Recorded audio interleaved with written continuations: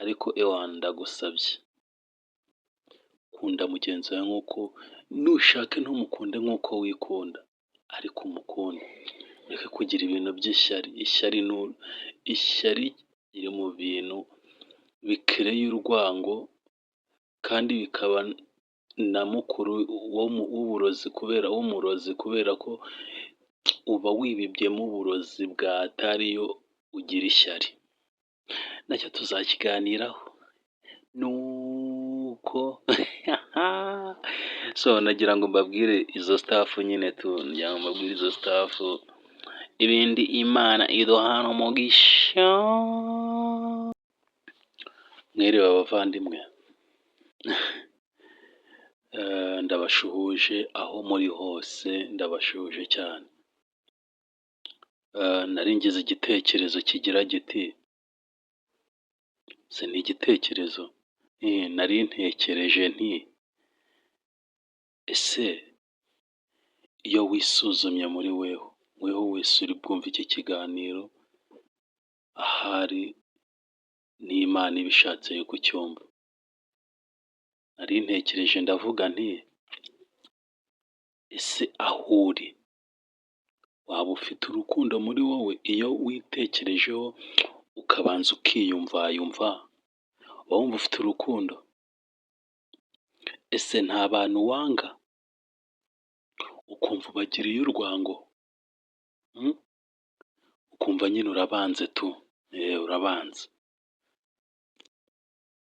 Rero niwisuzuma neza ugasanga hari abantu wanga, ugasanga hari abantu wanze kubabarira, ubafitiye urwango rukomeye, niwisuzuma ugasanga hari aho muri wowe bimeze gutyo, upfukame usaba Imana imbabazi, uvuge ati Imana umbabarire, bano bantu narabanze, ubarondore ubwire Imana ati aba bantu narabanze, nubwo baba baraguhemukiye, ku bwa Yesu Kristo utegetswe kubababarira nubwo nta mbabazi bagusaba.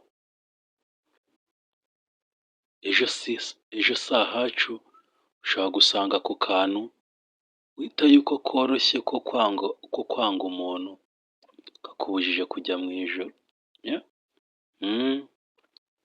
Kakubuza da, ndakurahiye. So hagati aho rero wowe uri bwumve iki kiganiro wese sha wisuzume pe. Hari n'ibindi njye nivugiye ku cy'urwango kubera ko buriya Yesu yaduhaye urukundo ubwo yamaraga gupfa k'umusaraba, yasize atubibyemo urukundo kuri buri muntu, ABCD buri muntu. Rero iyo ushatse noneho we guhita wizanira izawe ukazanamo ibintu byo kwanga umuntu ngo ni uko yaguhemukiye cyangwa se ni uko mufitanye bifu runaka, ndakurahiye. Keretse niba nyine udafite ukwemera nk'ukwanjye, izo ni gahunda zawe, ariko nyine tugira urukundo bavande, tugira urukundo mu mbabarire, tugira urukundo kubera ko nutagira urukundo ndakurahiye.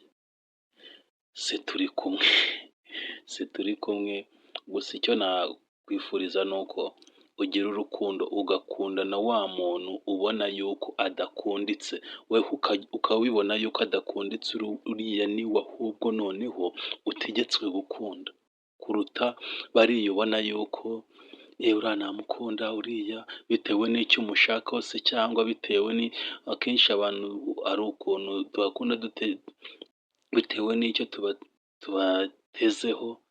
Ariko ndagusabye kunda mugenzi wawe nk'uko nushake ntumukunde nk'uko wikunda ariko umukunde. Ureke kugira ibintu by'ishyari. Ishyari riri mu bintu bikereye urwango kandi bikaba na mukuru w'umurozi kubera ko uba wibibyemo uburozi bwatariyo ugira ishyari. Nacyo tuzakiganiraho nuko So nagira ngo mbabwire izo staff nyine tu, nagira ngo mbabwire izo staff, ibindi Imana iduhana umugisha